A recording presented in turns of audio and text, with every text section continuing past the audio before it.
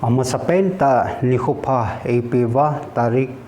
nga July lapa kumsang ni lesom ni lakat short devotional sermon nei khom ki thedinga phatpha APवा dam na APwa ha chungnung papathin lopi na le choi an na APwin a tunia ingai tu khom divin itina ahidem ti hi thudo anakidong chu ke yu ahiti ipan sa na divin sol cha bungni chang som na ni chu in abon chau chun kidang asawin adat mo le zengun itina ahidem tin khat le khat akidong tu tawin ahi hichi thudo hi Pentecost ni khu mangdinga Jerusalem khu pia hunga Jerusalem hu ina aki khop laiwa thagau thengin achung chi wa kidang ta na han to pha na thagau thing thu sei chu ama gam pau chi a na zau a hitai hi chi phat chun mi pi aki khom ho gam som le gam li chule wanoi le si na juda ho good mi ho chun itina a hedem tia kidang sa na thudo anahi khana ingai tu khom diwa de chu thagau thing ai lule pakai thagau thing in na chunga na ato ting mi hon itina ahedem tia adat mo diu ahi ti hi ga sei khom hi ti avet sanan sol sa hola Stephen kitipa he ama chu thagau thinga dimset a hin khu hi thagau thinga dimset thagau thing ki pui hoi sa na hin khu mangmi ahi juda ho dan le mo si dan dung zuya thadinga agon wa sunga se layun khatwe na din Stephen chu anatawin hintin asaye pakai kathagaulan ati ani ve chanain ataw kinin pakai hi chi chon sit hi ama hominin sun hi intin anatawi ex bungsagi sol cha bungsagi changsom ngalaku ako na changsom gup chan na chu velew hen imu diu ahi Stephen hin khu ako na kijildo ehi lule imu do chu thagau thing ki pui hoi sa na hin khu chuting la ani chan na in thagau thing achan ta ji a thadia gu a songa seli jing ding gu ho ngai dam zona athum na in mo si dan dung zuya sunga akiselaya pakai kathagau lantia pakai koma kithando ngama pakai hacha pakai seizui Stephen kitipa chu anahi tunia hichi ako na isay no mo chu itina ahidem Stephen hi ahin khu athiding kon chan gayalong itina ahidem ipidinga hichan geya he abol site ngai dam na dinga tawa achon sit nauzong pa ama hominin sun hi intia ana sei the ehden hichi ngai tu ti thagau thingin mim khat apui ting le ahin khu ki khel na chu na sata in mihim ten amu in itina ahidem ti a mi hon thudo abol jiu ahi tunin jong nang le ki yong Stephen thagau thinga adima thagawin ahin khu apui banghin e ho jong thagau thing ki pui sa uhiti ti hi isi ikisi pi no mon ahi Stephen hi sunga aseli ding lai wahin amahin akithat do na dingin kamlong ake pui e ho ki le a kho le Stephen banga songa e ki sep en lang le e ki hin su na dingin e sep ho e bol se ho ko ma chu thu pha ki se ya ama ho lung thai na ki hol the e ama wang Stephen in hi chu a bol pui azui Krista chu de ten thi chan ge yin atu e ti hi imu win a he ani chan na in Stephen hi ngai tu hi ti kidang ta khat chu ama hi bol eng sit na achana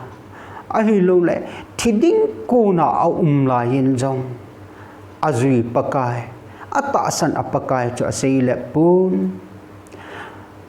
sapsit na jong a bol se ho anei pu hichita sang chun pakai kalagau lantin pakai anga kisan do tunin zong ho zong hitabanga he thu gen thin ong thuna in sungan na ong thuna ai lo dammo na ong thuna veisi na ong thun ting le a kho le pakai Jesu sumil lewa hilhu iman ko mong mai the tunia ikitim nom nau chu Stephen bangin hitabang pha chu in tu ting jong leo pakai anga anakisan do jingul te ti hi ikitil kho nom nau a ki ne ani na in van noi thil su ho hi itina aidem ti anangai tu hi te van noi le si coronavirus covid-19 in ahin bob lajin mi tam pi athu lalin thina achangin America gamen lang Europe gamen lang Asia gamen lang Africa gam Australia hai jong le mihim tam pi athitai tarikli July thapa kum sang ni le som ni la khat jan hi chun India gam sung le mihim athi chu lakli le sang ni le jasagi le gate anahi hi chan ge hin ithu le luwin covid-19 ji in ithitawe itina ahidem hichi covid-19 ji agam leisit ai gam kon khana mi tampi athi lain mi thi lo hin na gam rong ana ki ni Mongolia gam hi ga ngai tu hiti Mongolia hi China to border south pen leisit chunga nei a hi in hichi border asau dan hi kilometer mile sang ni la jagit le som git a hi in kilometer chu sang li le jagu ma south border anei a hi population hi 3.2 million a hi akiti e ama wang hi chi gam sunga mi khat pa chun hitin aseye Mongolia mi te hi covid-19 hi si ji in khat zong athi a nai pui ati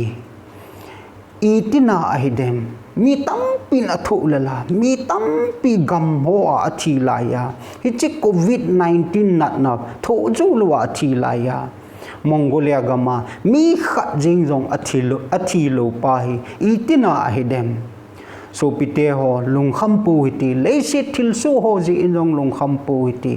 aji chu Rome Bible chun hitin asaye Rome bungit chang som ni lagi na chun a hin pathin ngai lo ho chengsi ama lungut lam dol ta a ki ko ho dingwang chun izakaya aphat na dingo atong khome ti chu heavy pathin lo pi na chang han thil so zo se itina ahidem ti ina ki dowa lungkhama beidonga lai jowin I he diwa phachu iza ka hita sancha te Jesu Christan nungjui nang le ke dinga aphat na lam dinga ita sanu ki su har be na ding ama I bel diu ama kom inai che na diwa thil so zo hi ti a hi ikisan divin so pite ho ikiti mun a hi azo na in tu a leisi thil su ho covid-19 nat na ji ami tam pi athitai chule bible sol cha masaho ta san athang samwa gospel athang sabji un mi tam pi anathitai tunin thagau theng ho limpi na chang nahim ahilule changlo ihim itina ahidem solcha te ho chu thagau thing ngin apujin Saint Thomas Jingzong India gamsunga pakai thu na maha pakai ki khet be na maha chu ka khuna ka tham kha ta ka sen ka ta san loading a hi ati hinla hichi ta san lel na nei pa long chu India gama ngai lu na zalin ahung kal sungin amazong India gama alesi din khu achan lo tai EPG ham itina ahidem thagau theng in apuya thagau theng ki pui hoi sa na hin khu aneji a hichan gia ki pana thu pha thang sama hungkal sunga gim gen theina zo si athu hi tuni thagau theng pui hoina thagau theng ki pui sa na hin khu mang tau hite itil thagau theng ki pui sa diu ham pathin thagawin ei umpi naw cha athu thing isim jing diu hei ti yong isu mil lo divin ikitim on a he pakai thil bol kidang sa ji a mi hon itina ahidem ati diu pa hi na hin kho ka hin kho pakain ei ki khel sa na thagau thing thil bol thein a ko na ki khel na hin khu inei pau hi mi hon avetna itina ahidem ati theina divin hin khu mang che din pakai mina ekiti mun ahi short devotional sermon ngai thajo si pakain mal ei som chi tau hen amen.